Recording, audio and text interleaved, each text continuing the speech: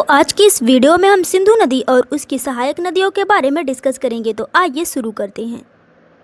तो बात करते हैं सिंधु नदी की। सिंधु नदी का उद्गम होता है मानसरोवर झील के निकट तिब्बत से। इसकी लंबाई है लगभग 3180 किलोमीटर। सिंधु नदी कहाँ गिरती है? अरब सागर में कराची के निकट। इसके अन्य नाम है, संस्कृत में सिंधु कहते हैं, अंग्रेजी में इंडस रिवर। सिंधु नदी की प्रमुख सहायक नदियां हैं झेलम, चिनाब, रावी, व्यास और सतलुज। सिंधु नदी का महत्व क्या है? प्राचीन सिंधु घाटी सभ्यता इसी नदी के किनारे विकसित हुई थी। भारत का नाम इंडिया सिंधु नदी से ही पड़ा है। सिंचाई और कृषि के लिए अत्यंत महत्वपूर्ण नदी है। पाकिस्तान की प्रमुख जीवन रेखा मानी जाती है। अब बात करते हैं हम इनकी 5 सहायक नदियों की। तो इन पर सबसे पहली नदी है झेलम। झेलम नदी का उद्गम होता है वेरीनाग झरना, जम्मू कश्मीर से। झेलम नदी चिनाब नदी से पाकिस्तान के पास मिलती है। इसके अन्य नाम हैं, संस्कृत में इसे वितस्ता कहते हैं, अंग्रेजी में झेलम रिवर। अब बात करते हैं चिनाब नदी के बारे में।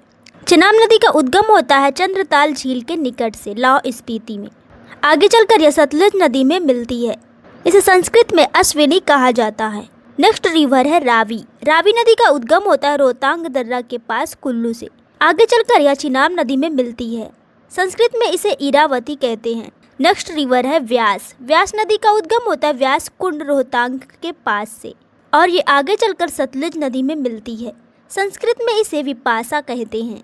अगली नदी है सतलुज। सतलुज नदी का उद्गम राक्षस ताल के निकट तिब्बत के मानसरोवर के पास से होता है और आगे चलकर सिंधु नदी में मिलती है।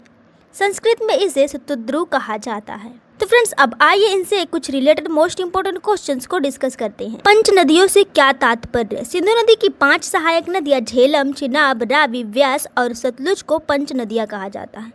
नेक्स्ट क्वेश्चन है, पंच नदियों में से कौन सी नदी सबसे पूर्व में बहती है? तो इसका आंसर है सतलुज नदी।